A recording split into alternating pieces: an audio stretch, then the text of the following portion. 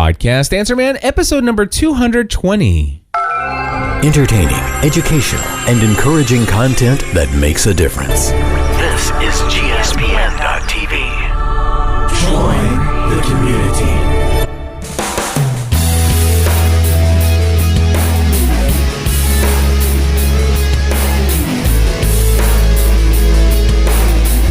Hello, everybody, and welcome back to another episode of the Podcast Answer Man. This is the podcast about podcasting, helping you take your show to the next level. It doesn't matter if you're a brand new podcaster, if you've been podcasting for many years, or you haven't yet launched that first episode. There's something we can all do to take our show to the next level.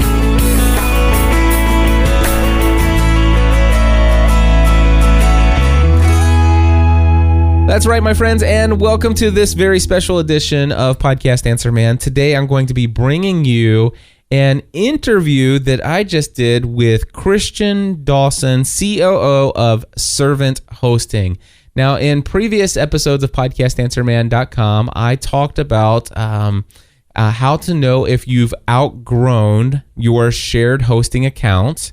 In another previous episode of Podcast Answer Man, I gave you my 3 recommendations of things that you should consider if you do move to a Servant VPS account, because I was asked that question.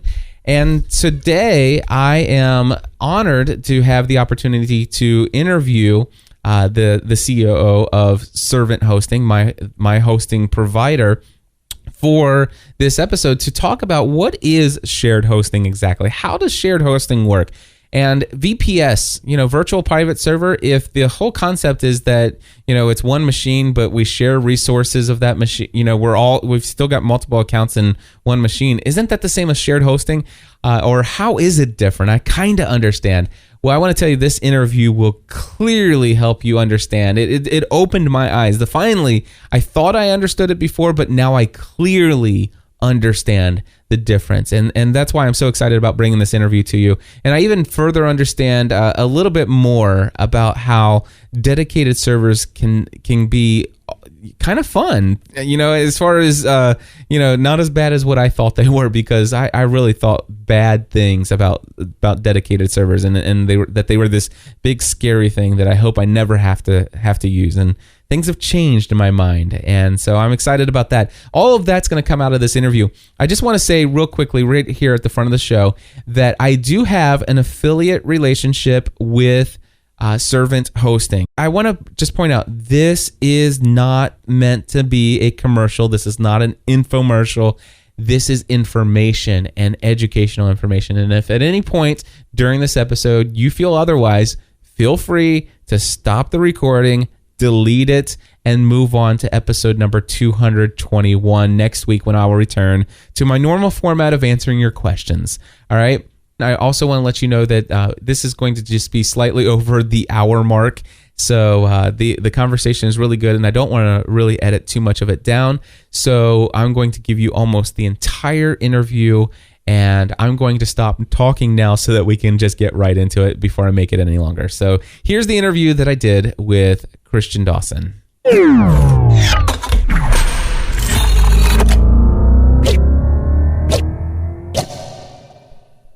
Okay, everybody, we are on the line with Christian Dawson, Chief Operating Officer of Servant Hosting, my favorite hosting company in the world.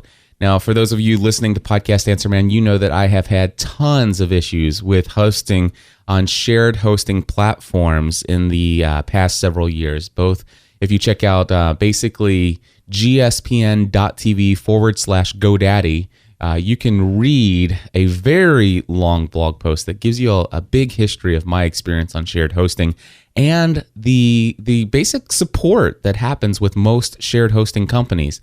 I was very happy to move over to Bluehost not too long ago. It was about a year and a half ago, I think now, and experienced some really great service with them for a long period of time, and then realized I was having further issues dealing with a lot better support department with Bluehost. And as you guys know, I have already informed you that I moved over to Servant and left the shared hosting platform that is Bluehost.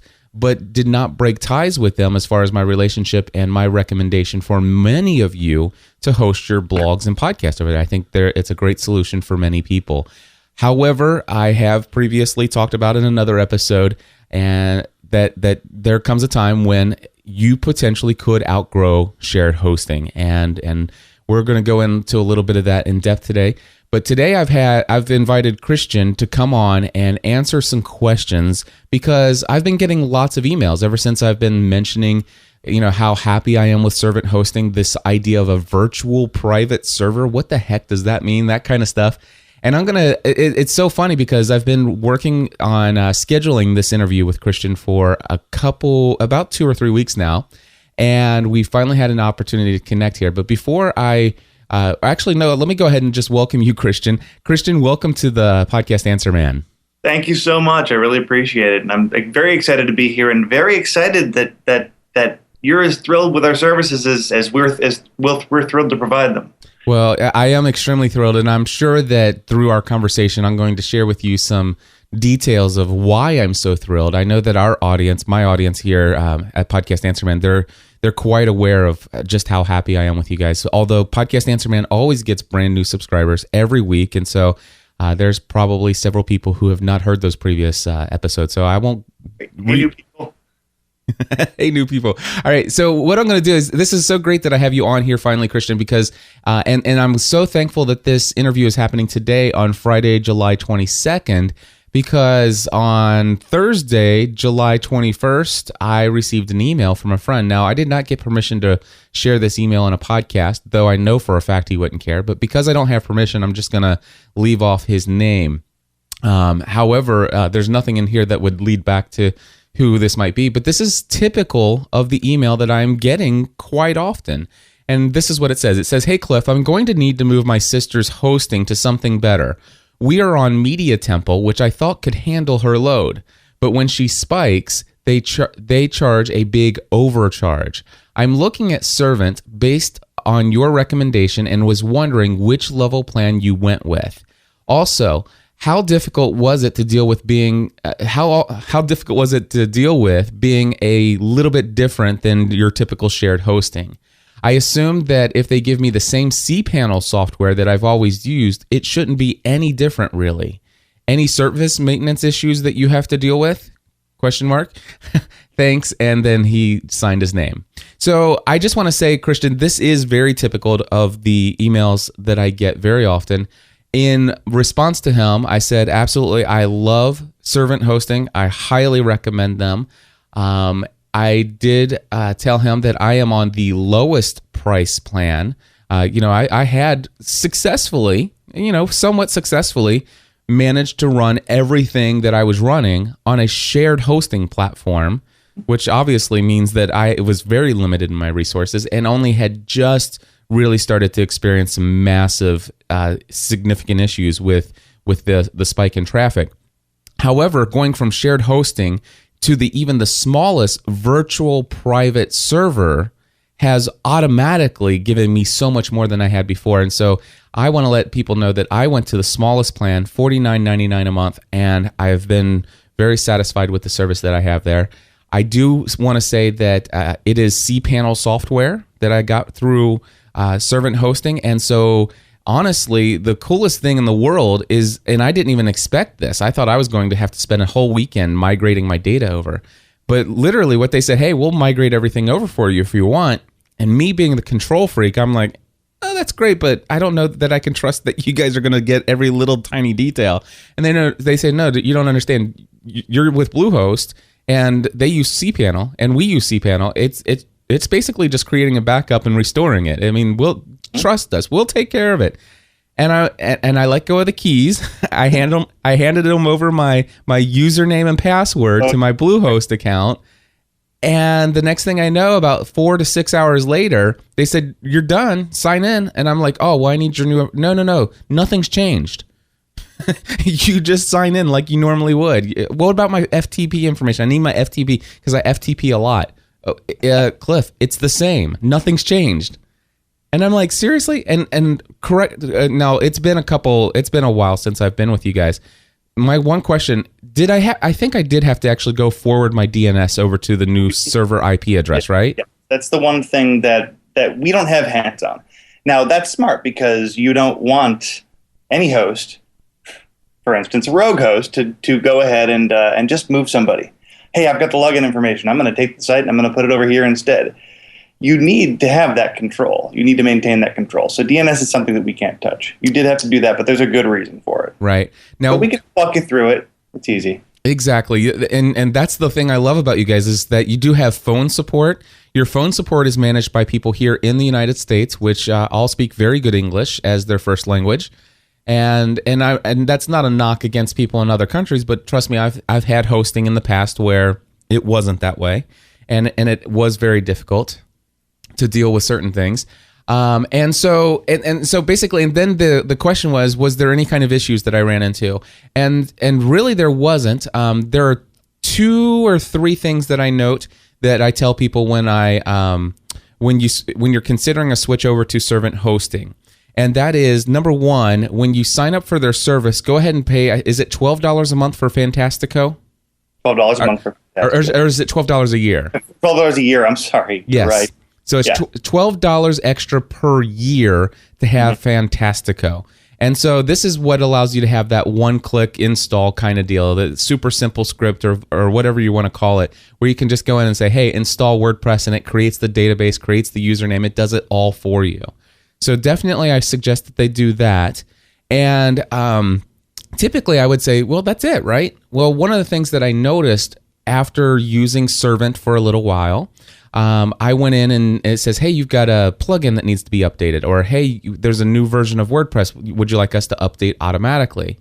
And so I would click the button like I normally would, expecting it to just like show me one little status update and say, boom, you're done. Poof, there it is. And so basically that wasn't happening. It says, hey, I'm sorry, we can't do this, but just enter in your FTP username and password and we'll do this via FTP. And of course it would get stuck in the middle and stuff like that. And it's like, oh my gosh, now where am I at? I'm totally freaking out here. And it turns out that I had to do something with, oh goodness, I can't remember the name of it. SUPHP. SUPHP, Super User PHP. Okay. And so we're going to get into that. We're going to start asking all about this. So basically, if you decide to move over to servant hosting, my recommendation is, number 1, Fantastico. Go ahead and pay for it. It's $12 extra a year. And number 2, once you're configured and everything's up and running, you're going to submit a support ticket to servant hosting and ask them to turn on and run your PHP as SUPHP. And we're going to ask Christian what that is in just a minute. And the third thing that I suggest is that you think about some kind of caching plugin, and we're going to talk about that as well. So Christian, now here's the questions that I have lined out for you. Great. I know that you guys, you do not offer any shared hosting at all, correct? We no longer offer shared hosting. We're 16 years old. We've been around for a long, long time. So at this time, no. Okay, what is shared hosting? Well, shared hosting, back when commercial hosting started, was pretty much the whole shebang. People would take servers, and just to demystify things a little bit, it's a computer like the computer that you have under your desk, but running probably a Linux or Unix-based operating system. And they would carve it up into little chunks and give everybody a little piece of it, and that was shared hosting. So basically you would have an account on a box, and they would have some things installed on that box. And it's not that much different than if you were running your Windows machine or your Mac machine and you were selling somebody an account on that. And they would be able to use the programs that were installed on your computer, but they would be able to set up their own preferences on it and so on and so forth, and use a piece of the computer that you had just connected to a big pipe on the internet. Right. And when shared hosting, when we think about shared hosting, so we have this one basic computer that's sitting in, and it's installed in some kind of server room somewhere, and we have all these different accounts that are assigned and to this one particular computer. On average, how many accounts or sites run off of a single shared hosting server in a typical company? It really changed. It's widely different from host to host. And if I give sort of a standard answer, some host is going to come in and say, well, that's not me. We don't do things like that. Mm-hmm. Generally, it's a lot of people. But there's something called overselling. And overselling is a big part of the shared hosting market. It's similar to what you do with like cell phone plans and things like that. You go ahead and you offer people a certain amount of resources, Mm-hmm. and with the assumption that a small fraction of the people that are actually going to use those resources are actually going to consume the resources that you're giving to them. Right. It's kind of like selling gift cards. You know, Yeah. you know that people are going to buy these gift cards for people at Christmas time, and let's just say you happen to be a business that honestly you run your. Let's just say you're a one-man shop. I have a friend of mine. He's a personal chef. Okay, and so maybe he sells a ton of gift cards, and he's only one person, and all of a sudden, if everybody that bought Christmas or gift cards basically gave them out, and 100% of the people actually said, you know what, I want to redeem this gift card and I want to use it here within the first month of after Christmas, there's no way he could fulfill all of that request. Mm-hmm. So he knows that. He knows that, you know, he knows the truth is that not everybody's going to use it. And so therefore, you know, he's only going to have to deal with the percentage of those people actually making use of those resources that were purchased. Also, if all of a sudden, if they do, well, I'm going to just try solo here. I'm going to try to manage all of those requests. I'm going to try to schedule it later. I'm going to try to put this aside. You know, I'm gonna spin some things down. You know, it's gonna slow things down a bit, but I'm gonna try to meet the demand. And it's also like overbooking at the airport. You know, you get on the plane and it's like, oh, hey, thanks for checking in. By the way, we've oversold this flight by 15 seats. Would you be interested in taking another flight? You know, I'm sorry, we're not going to be able to let you board this plane. All that's very true, but you want me to give you my favorite analogy for shared hosting? Yes. Okay.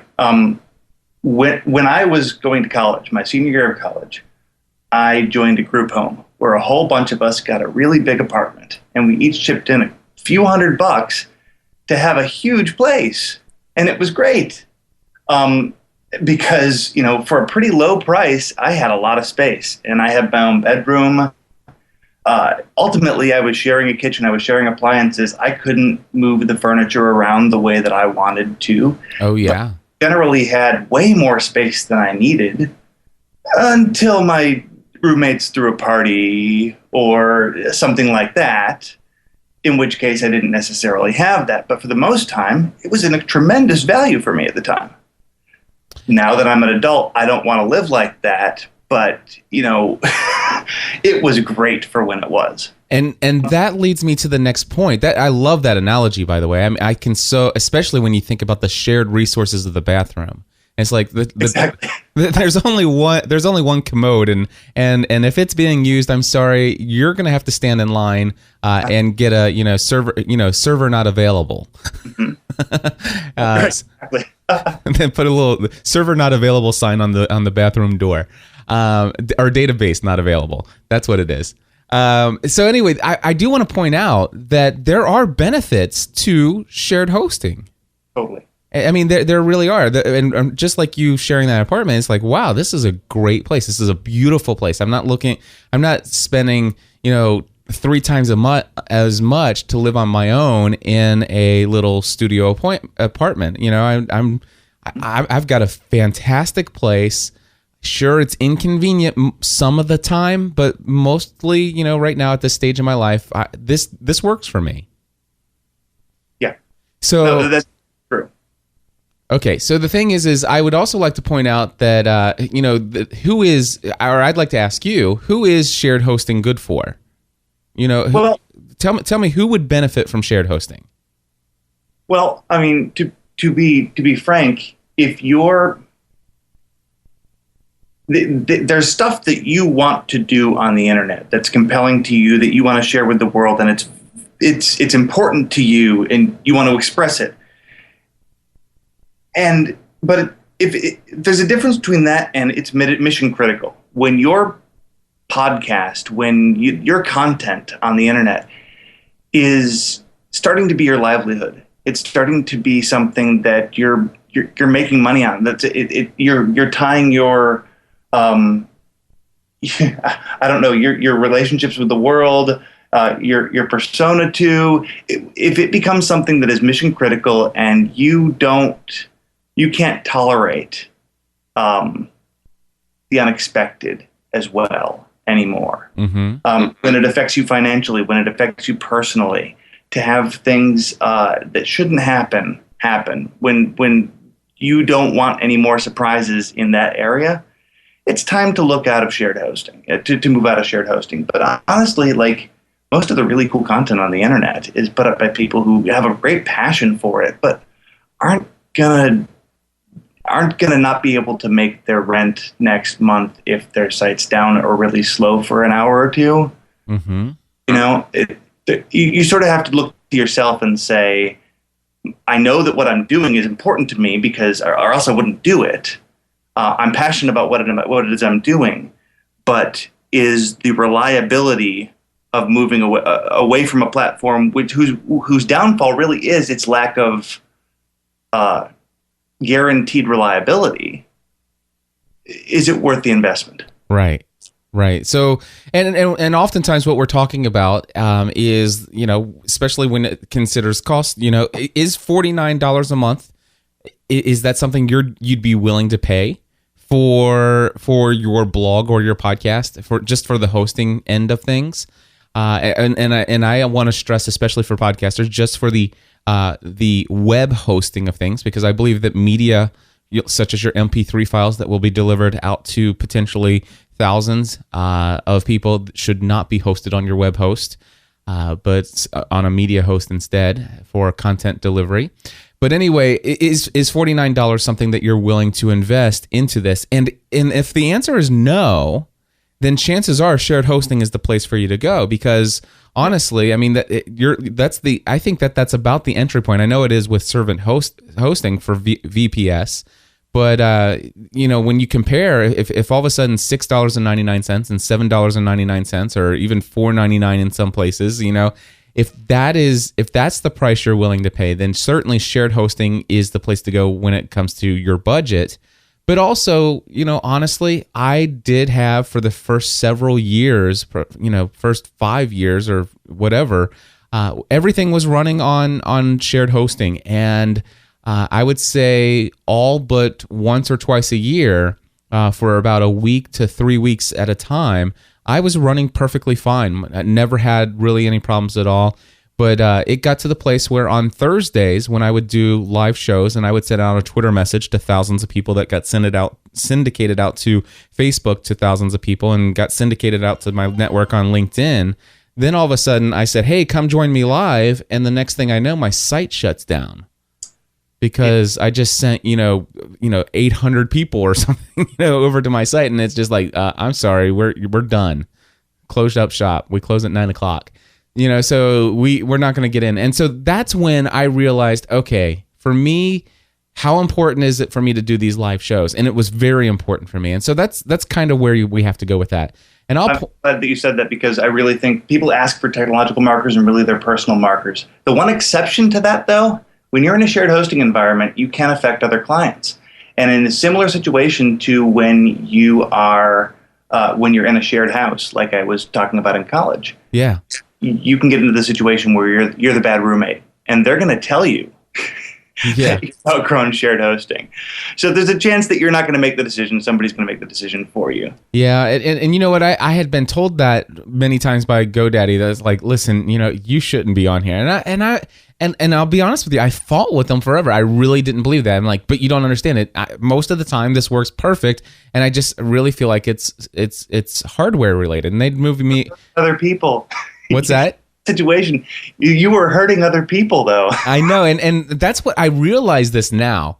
It's like every Thursday I was throwing a party with thousands of people, and the next thing I know is I'm waking people up, and they're not able to study, and I was, and I never really thought about the moral ramifications of my my what I'm you could consider my media empire, Right. building in this apartment. I was trying to run a business in your apartment in the living room. And you end up being the bed roommate. Exactly. All right. So what is VPS, or virtual private server? How is this any different? Well, I have to tangent for a second by very quickly, and we can come back to a greater description later, but very quickly talking about what a dedicated server is. Okay, yes. Because if a shared account is a shared home, then a dedicated server is your home. That's basically a place where you can get your own furniture, where you can do things the way you want to. We can get back to talking about dedicated servers a little bit later, but the idea is that's a place for your stuff. You're not going to affect anybody else because it's your environment, lock, stock, and barrel, and you can do pretty much what you want with it as long as it's legal. Right. It doesn't violate, terms of service, which generally are in line with the laws anyway. Right. But anyway, a VPS was something that Servant was actually one of the companies at the forefront of bringing VPS into existence as a major enterprise product or business product.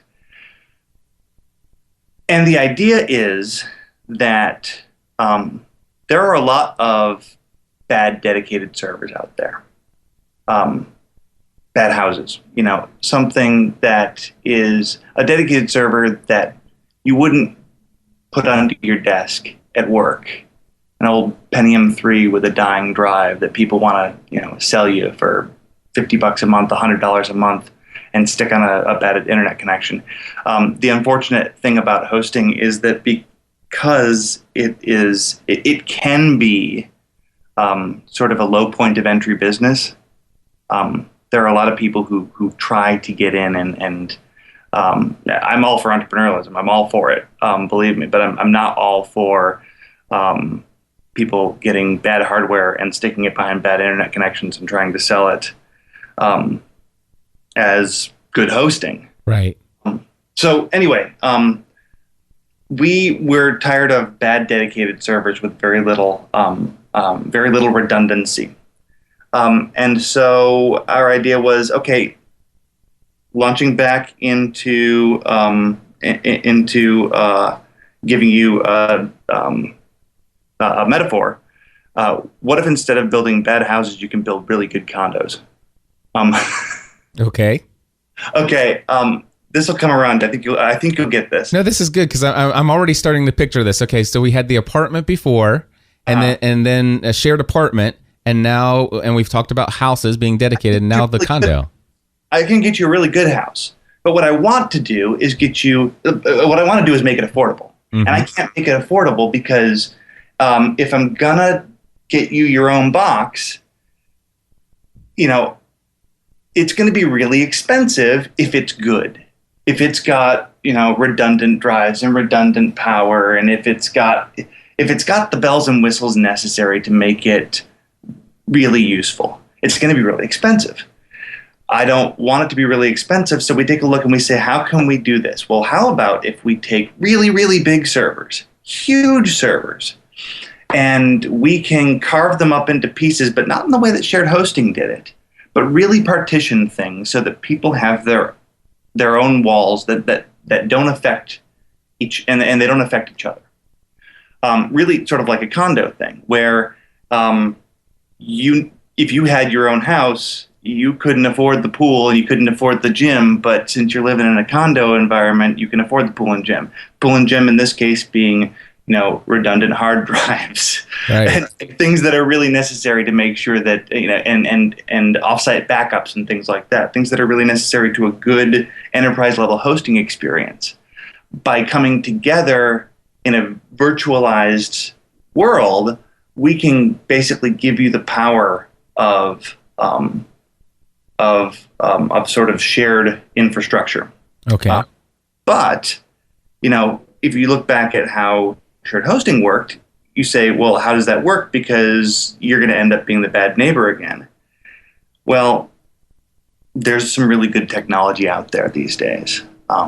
that carves these things up. The technology that we use is called Virtuoso containers.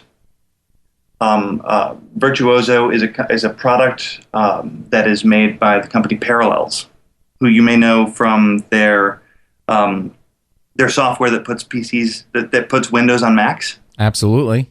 That's what allowed me to become a Mac convert eventually, because they made it to where I could run Windows on a Mac, which got me over to a Mac platform. And I used to run Windows most of the time, and then eventually said, wait, I like the Mac so much better. And then eventually got rid of the Windows altogether. So I'm thankful for Parallels for introducing me to the world of Mac. I think those guys are wizards, and they're great partners of ours, and I know all those guys over there, at least on the infrastructure side, maybe not on the Parallels for Mac side. But basically, what they did was they made it so that you could create an infrastructure that basically, what it does is it basically creates computer images within a macro computer in not too dissimilar a way than you're talking about your PC running on a Mac. Right. It's an image. Well, that's what you've sort of got in this type of environment. Your VPS is its own computer running inside a larger computer. Oh, you know what? The light bulb just went off for me, because when I set up Parallels, I was able to say, okay, I've got 8 gigs of RAM here, but I only want to let Windows use 1 gigabyte of RAM. Exactly. So on my Mac, all of a sudden, my Mac, if my computer's running and I've got the Windows opening, the truth is that I have 8 gigs of RAM, but if Windows is using a half a gig of that RAM, then I only have 7.5 gigs available to my Mac.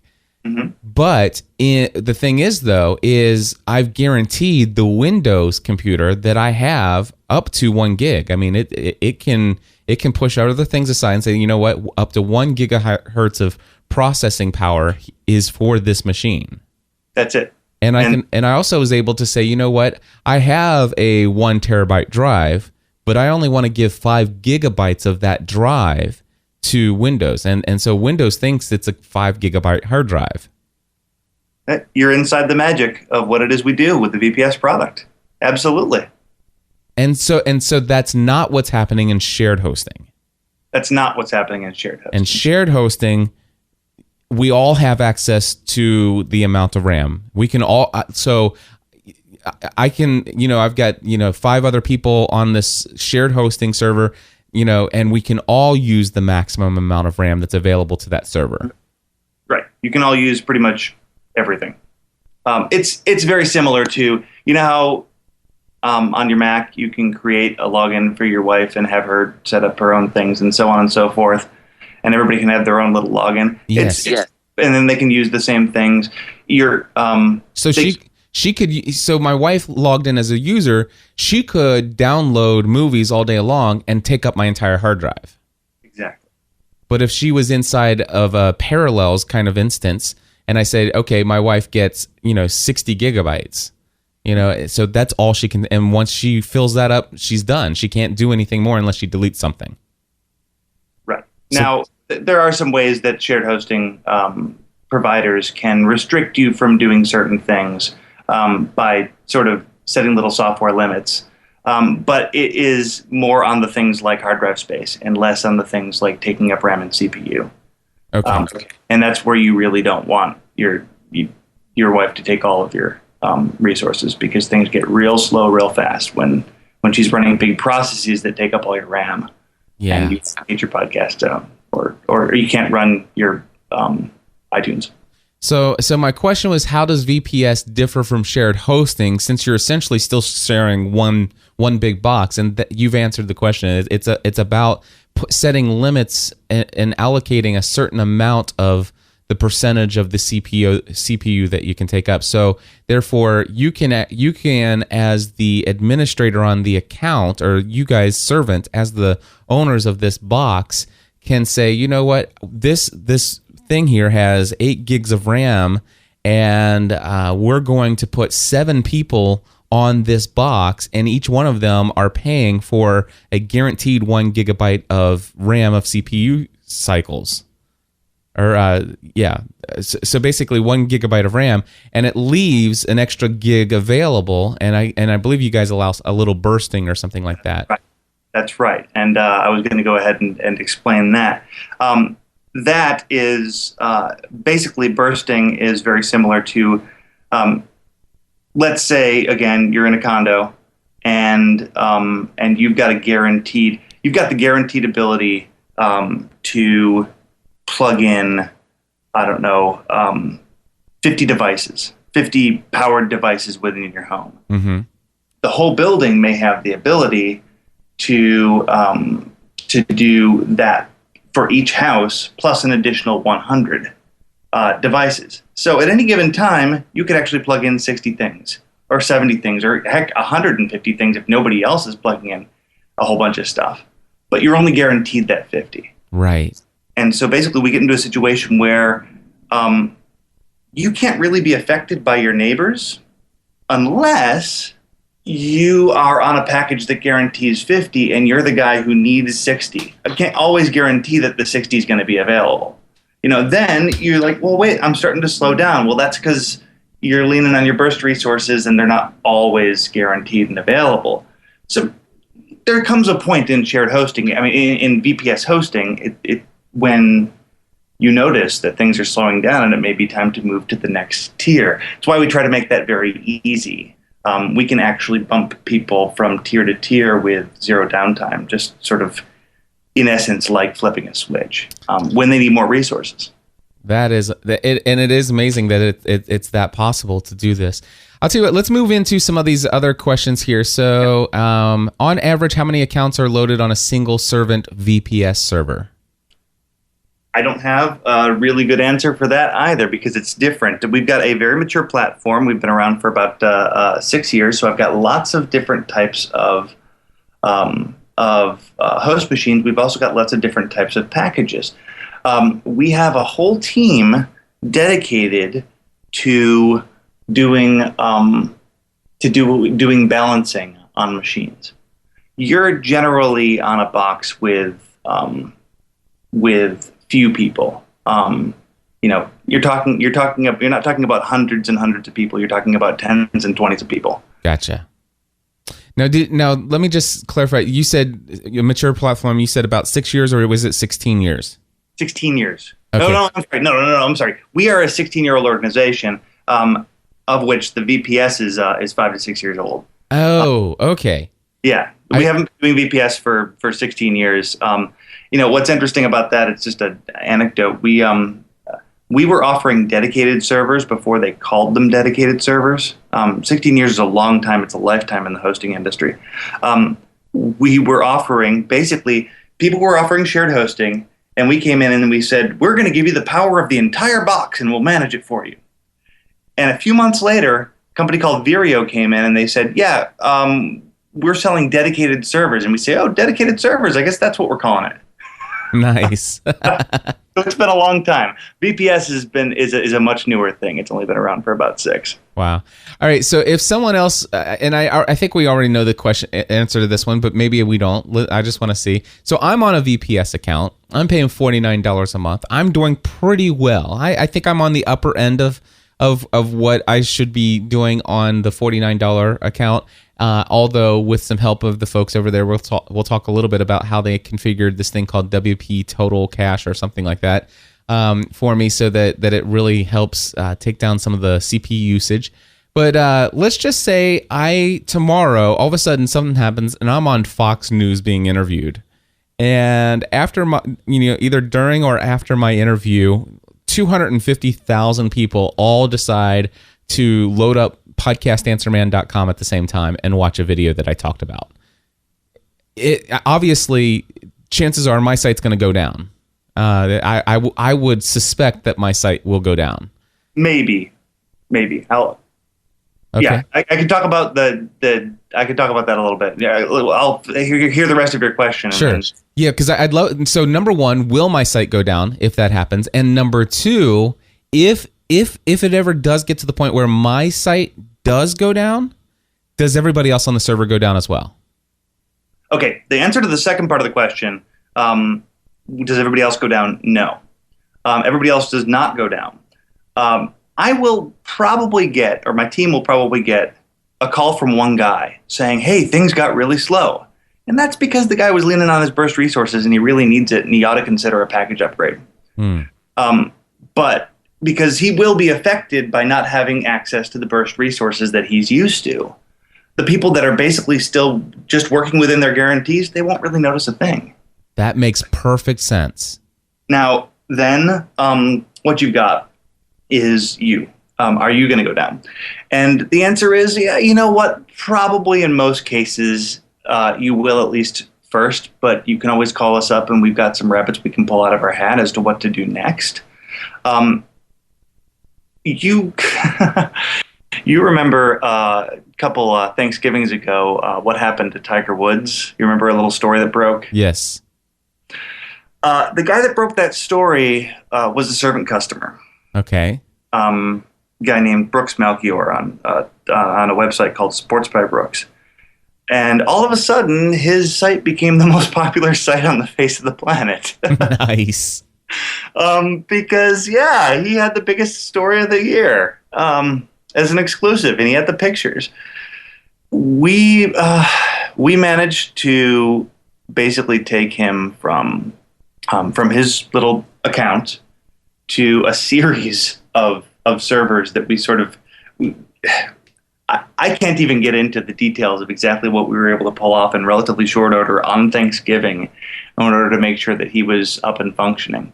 But yes, there was a little bit of downtime before we were able to pull something off. If you've got a lot of data, it's a lot easier to move that data to a bigger resource when you're not under duress than when you are. That's my caveat. Mm-hmm. And so if you're a guy who hosts tons and tons of video files and you're like, now I'm the most popular site in the world, move me to a huge machine, it's going to take a little bit of time to get you to that machine, and that's going to be some downtime while things copy. Yeah. But, for the most part, we make sure that there is plentiful resources and inventory so that we can help quickly migrate you to something that's going to generally allow you to handle loads. We get people who do stuff, who show up on Dr. Phil all the time. I can tell you stories of many surprise announcements that we were able to help companies weather. The ones that they know ahead of time are a lot easier. But, you know what, you'd probably be down, but you call us and we would have a good path for you to get back up real quick. Yeah. Very cool. I'm very glad to hear that. The one thing that means the most to me to know that if somebody else is on my $49 account plan sharing that same server with me, and those people who are always living inside of their burst space, and then all of a sudden they get the big jump. And as long as I've still stayed within what is relatively guaranteed to me as far as resources, it means a lot to me to know that my site will not go down if he overextends himself. Mm-hmm. That means the world to me. Now, the thing is, I want to point out that we're still talking about a computer, and a computer can still fail. A computer can still have hardware that fails, right? Mm-hmm. Absolutely. So what kind of backups are you guys performing on my data that's stored on Servant VPS? And before you answer that question, I want to let you know, every Monday, it is a to-do item on my to-do list to sign in via FTP and download an entire backup of my FTP account. So all my data stored on your servers. That's fantastic.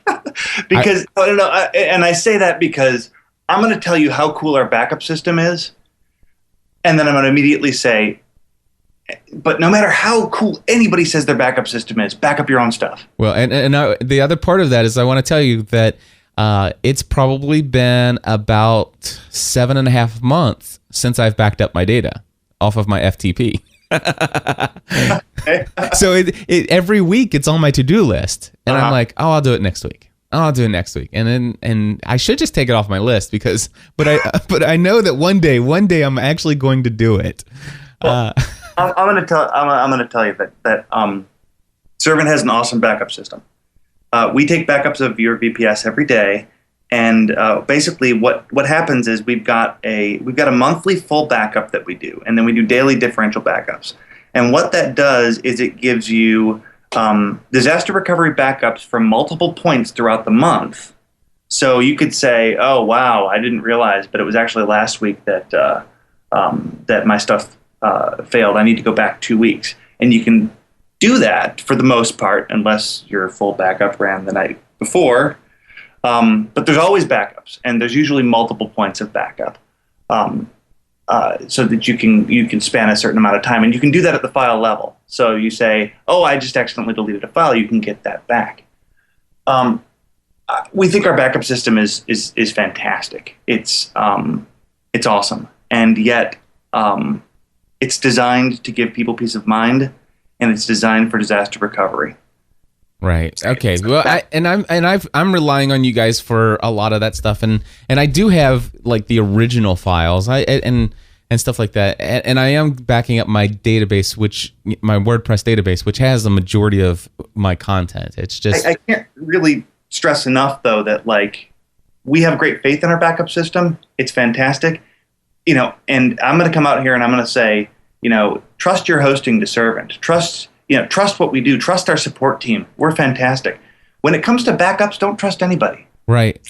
When it comes to backups, it's too important. We're trying to give you some peace of mind, but I don't want to give you so much peace of mind that you're not going to do it yourself. Okay. So I really encourage you to do that on your to-do list. Well, I'm going to ask you a question. You're going to probably tell me a super easy way to make this easy for me to fulfill my request or my own desire to back up at least once a month, if not once a week. All right, so let me tell you what I'm currently doing to back up, and I'm hoping you can tell me there's an easier way. Uh-huh. All right, so what I do is I sign in via FTP. I go to and I open that up, and I go to my public HTML folder. My root HTML, public HTML folder. And then what I'm doing is I create a new folder on my desk called Backup 7/22/2011. And then what I do is I highlight everything in that public HTML, and then I just drag and drop it over, and it slowly copies every single file and folder, and subfolder, and all that stuff all the way down. That's what I'm currently doing. Tell me the easier way. You have cPanel, and cPanel has a button. Wherein you can go ahead and you can set up your own backup. We've got a flash tutorial about it in the portal of our website, but you could open a support ticket and say, "Show me how to set up my own backups using cPanel," and they make it really easy. They'll basically create a file and make it so that you can just grab that. And so basically it'll be one file, and it has will it have my databases in it? It'll have your databases in it. The thing about copying databases is that they're best stopped and then copied. If you don't stop and then copy them, then there's a possibility that there's going to be some corruption, which is scary. So that's something that you can ask our support team about as well. What's the best way to make sure that my backup data is preserved in the safest way possible? Okay. From my backups, and they'll be able to help you through that as well. And the good news is I do have some great plugins. These even WordPress has WP backup, and all this other stuff. And I'm also using on Podcast Answer Man, which is my that's the thing that if it goes down, I'm in big trouble.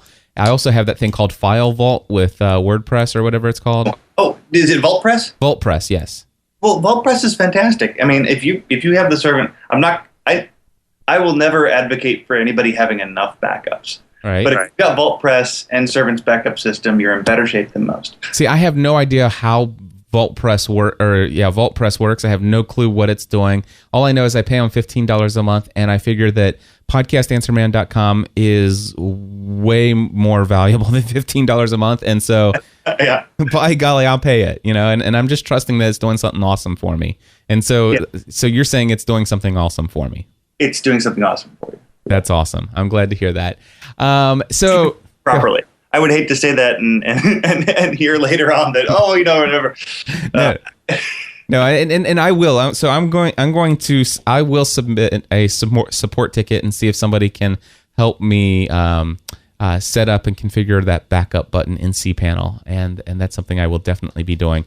And because I would love it to just be one file, and I can just download that one file and just let it happen in the background, rather than keeping an FTP client open and used up all day long. Yeah, you can never have enough backups, and if any host ever tells you that they've got you covered, don't believe them. Yeah, it's never enough. Your data is too valuable to ever rely on any one source. Do you guys do the same kind of backup on your dedicated servers as well? Yes. Okay. Yes, we do. All right. The next thing, I'm looking at my notes here. I recommend. We already talked about the fact that I recommend Fantastico. That it's $12 a year.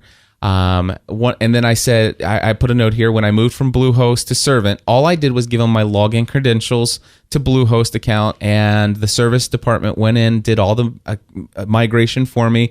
I would assume from just a little bit of understanding the conversation that I had with them during this process, which, by the way, it did not require very much at all on my part, was that they were just going to go into my Bluehost, do a backup of my cPanel, and then restore it to you guys. So that's what they were doing. So it was very simple in my process because I was already on cPanel. So my question is it possible for somebody who does not have cPanel to have you guys manage their migration from one account over to you guys? Well, to some extent, that yes, the answer is yes. Here's why it gets a little bit complicated. The reason why the things work relatively well with cPanel is that they've got a software that's pretty fantastic that makes it pretty simple. And it also shows us to some extent what goes wrong when things go wrong, and that's really the tough part about migrations. When you migrate stuff, it generally comes back on the other end, and it seems to work as far as you can tell. The cPanel migration, we know how to fix things when we can identify that they're broken. Right. And with the cPanel migration tools, basically between their excellent software and our excellent staff, we can take a site and we can move it from point A to point B. And if there are problems, we can identify and fix them. The issue with other environments is basically we're going to take the files and we're going to move them over. And if everything works great, that's fantastic.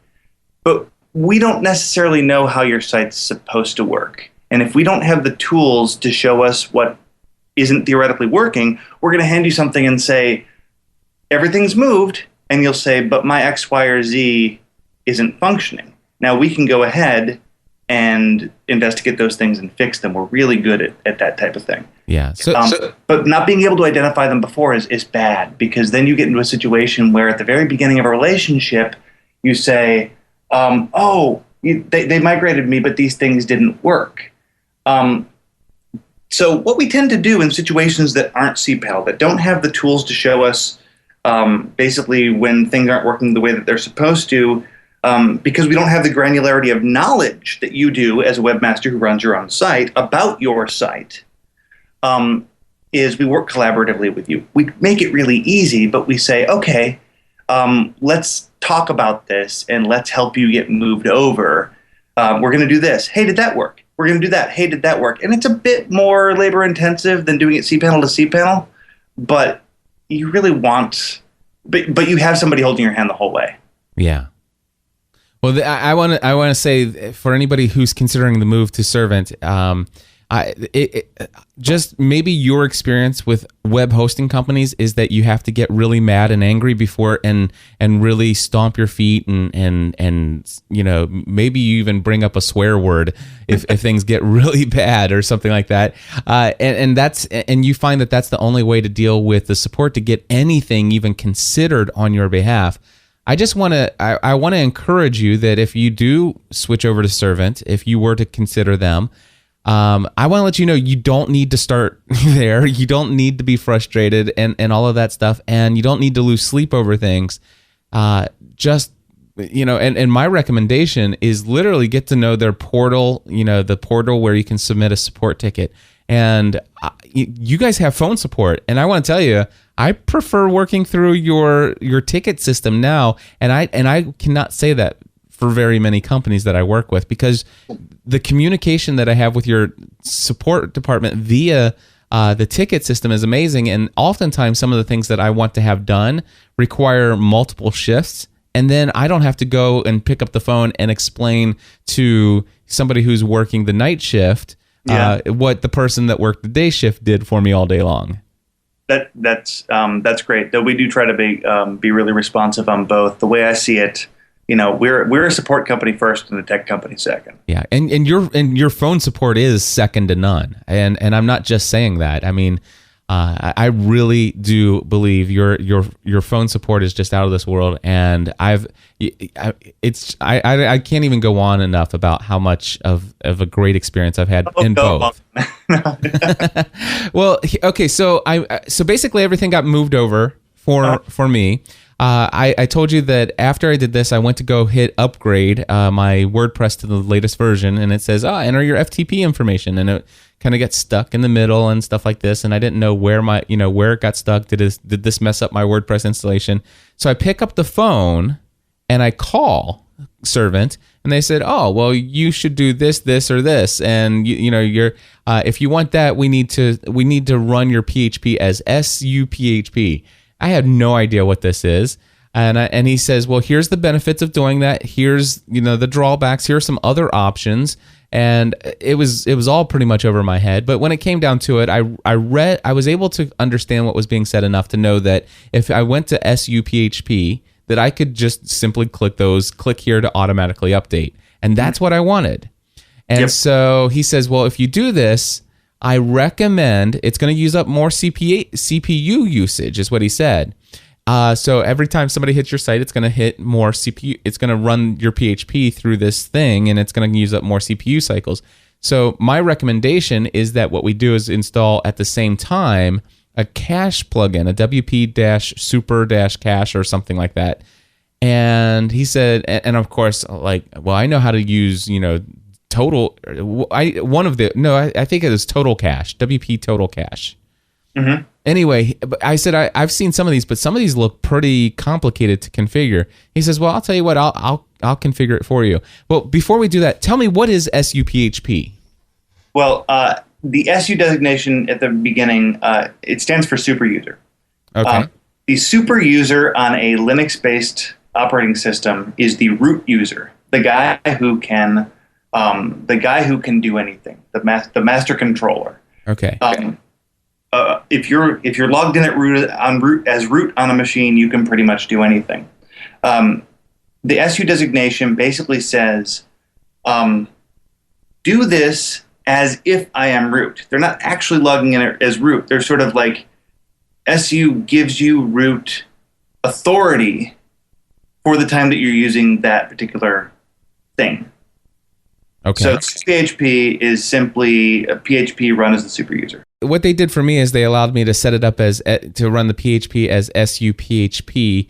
And is that something that you think is okay? Am I running this right? You're running it just fine. Just fine. It is one of many different options.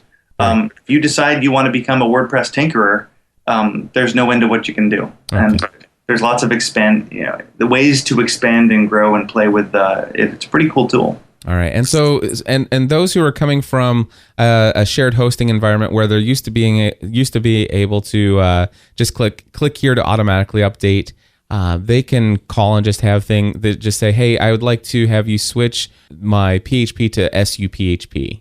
Yeah, it's a simple change. It's one that keeps things simple. And I recommend it. Okay, good. All right, and then of course I've got it right here. I'd like to mention that your support. I'm just reading this. I'd like to mention that your support department actually offered to set up and configure WP-Super Cache plugin on all my WordPress installations, and I have a bunch of them. I asked if it was okay for me to share this, and I know this is not necessarily in the terms of service and support that you guys typically offer. Can you tell me a little bit about, because that's what I find about your service department. They go the extra mile. Try to go above and beyond. Yeah. And if that's something that you need, if that's something that one of your listeners need, it's something that we'll absolutely take care of. I mean, you guys set this. Am I correct that it's WP Super Cache and not Total Cache, right? Yes, I believe there may be a Total Cache too. There's so many things out there. Yeah, I don't. I wish. You know what? I believe that WP Super Cache is the right thing that we're talking about. Yes. Okay. Good. All right. Well, anyway, I absolutely love the everything that's going over there. The next thing here is a dedicated server. We talked a little bit about it before.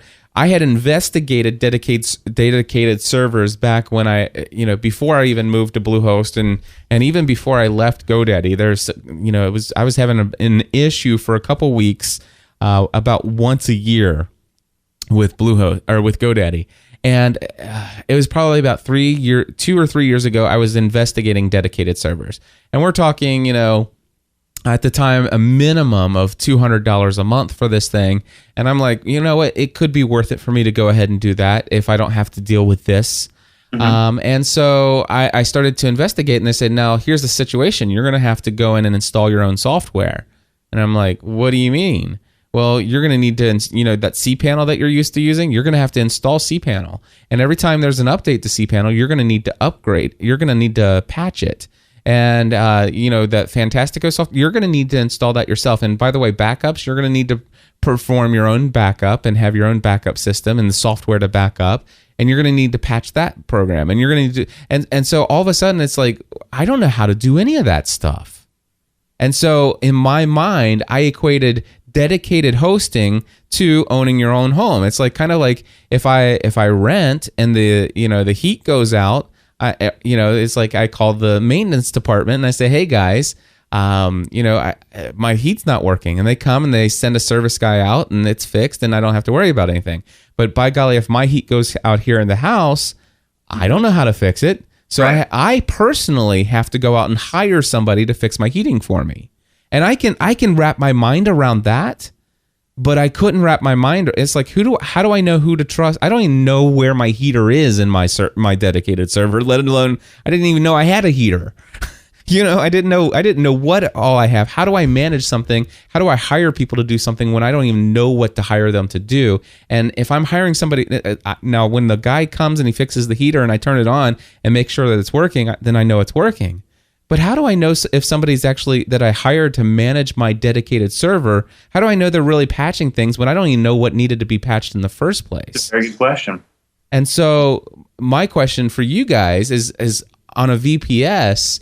Not only your guys are patching everything. You guys even if I ask you to, I say WP Super Cache. I'd love to have that on my thing. Oh well, let me install that for you, Cliff. I'll take care of that. But you don't understand. I don't want to put you through that because I have like 13 installs of WordPress. Well, give me the domains of each of those and I'll install it on all 13. It might not be done until the morning, but we'll have it done for you. And I'm like, seriously? So do you guys is this called managed hosting? Is that what they call this? Yes, managed hosting. And managed hosting extends to our entire dedicated line as well, at least to the extent that people want it to. I want to be clear that we will be as hands-on or as hands-off as people want. Some people really want to dive into the nuts and bolts of this themselves and do it themselves. And, who are we to stop them other than to be there when they want us to be there? But we manage people's... The beginning of managed hosting, the bare bones of managed hosting is managing a server's LAMP stack. You know what the LAMP stack is? I don't. LAMP stack is Linux, Apache, MySQL, and PHP, which really sits as sort of the core functionality pieces of a modern Linux-based hosting environment. So we make sure that those things are patched and healthy and running strong. that's sort of the first step in management. And we do install those things and make sure that they're there. On top of that, we try to go above and beyond and make sure that we're there to answer questions and teach you how to do things. Install things for you if you need help. Communication is really the key there, because we can do a lot for you if you can communicate needs to us. Management, some people are confused about it because managed hosting isn't the same as, for instance, being your webmaster. Yeah. We can't design your site or write your code for you for your custom scripts. May not even be able to troubleshoot your custom scripts. But when it comes to the pieces of the core pieces of software, and to some extent the common sort of peripheral pieces of software, be they things like WP, Supercache, things like that, we've got your back. We're there for you. And even when we can't be there for you, stuff like custom scripts and things like that, we try to point you in the right direction. I want to read a support ticket thread here, if you don't mind. Thursday, July 14th, 2011 at 8:20 a.m. I submitted a support ticket with the subject line longer load times than normal. And I suspected that, it could be potential that I'm slowly, busting out of the seams of my $49 account. So this is what I write. I open the ticket with, I'm noticing a longer than normal load time on both Podcast Answer Man and GSPN.TV. Are there any issues that you can see on your end? A few minutes ago, it took about 90 seconds to load both pages. Right now, it seems to be loading lightning fast. However, if I go browsing around a bit, some pages take about 10 seconds to load. I've never had an issue like this for as long as I've been with Servant. Any thoughts? Sean R. responded within 9 minutes. He says, I don't see any obvious issues. If you'd like, we can relocate your server to a different physical host machine. The entire process would take at least a few hours. You're currently using 33 gigabytes of disk. You have a low number of inodes, so it's unlikely that you'll see any downtime. But if you do, it shouldn't last more than 30 minutes. Nothing will change IPs or settings aside from your virtual container's physical location in our network. Let's see here. Let me know if you'd like to proceed or schedule migration for a later time, such as overnight, etc. Thanks, Sean R. All right. 8:31. So he did that at 8:29. At 8:31. If you could schedule it for overnight, that would be great. I have plans to do live shows on my gspn.tv/live page all day today, and I have an assistant who will be posting shows online to WordPress throughout the early evening. 8:58. Would starting around 10 p.m. Eastern Daylight Time, GMT -4 be okay? If there is any downtime, I doubt it will occur sooner than 1 hour after we start the migration. So 11 p.m. if we started at 10. I said at 9:17. 10 p.m. Eastern Time is perfectly fine with me. Thank you so much. Site seems to be running fine now, but I know that these sporadic issues happen. 9:21. I've scheduled the migration to commence at 10 p.m. Eastern Time. We'll keep you posted. Don't hesitate to get back in touch if you have any performance issues in the meantime. 10:14 p.m. Hello, Cliff. Let's see here. The migration is currently running. I'll update you once it's complete. This was from Colin R. 10:40 p.m. Cliff, the migration to the new host machine is complete. So it went from 10:14 to 10:40. So the migration to the new machine is complete. Let me know if you see the large loads again. Best, Colin. And then 9:18 a.m. the next morning, loading is lightning fast today. Thank you. And then at 9:20, by the way, 26 hours afterwards, I get a message back on behalf of Colin. You're very welcome. Please let us know if you need anything further. And this is the support that I get from Servant. That's great. I was not really having issue. 90-second load time. It could have just been a spike in traffic. Could have been anything. And normally, in my experience with my previous hosts, it's just like, oh, well, don't worry about it. I don't see anything wrong. The page is loading fine for me. Upsell opportunity. Exactly. Or it's an upsell opportunity. I didn't get any of that. It's like, oh, well, Cliff, we're looking here and it looks like you're pushing right at the edges of this. We want you to move up. I mean, and I'm ready for that whenever that time comes. But this was like, oh, no, you know what? Let me just move you over to another server and we'll take care of that for you. And the process took 40 minutes after you guys actually started it, and you started it when I asked, and you guys are awesome. I just want to say that. On behalf of the tech guys who you just quoted and the rest of the team, I thank you very much. Well, Colin, I'm saying Colin's name because he was in here. But anyway, Christian, I want to say thank you so much for coming on Podcast Answer Man. It has been a blessing to work with your company to provide my hosting needs. I feel like I really understand the difference between shared hosting, virtual private server, and when the day comes, and I'm sure that day will eventually happen, where I need a dedicated server, I'm so happy to know that I can have you guys be as hands-on with my dedicated server as you have been with my existing account, and I look forward to a long-term relationship with you guys. Wonderful. And if you ever break the next Tiger Woods story, we'll be ready. Well, there you go, my friends. That's my interview with Christian Dawson of Servant Hosting. Once again, I want to let you know I do have an affiliate relationship with them. Just want to be upfront and honest with you guys. This was not meant to be a commercial. But if you do want to consider moving over to a VPS hosted environment and you've outgrown shared hosting, which, by the way, I don't think that everybody has to move over to VPS or dedicated servers. But if you are in the market for a VPS, I just want to say I've had some great experience with them, as noted in this conversation.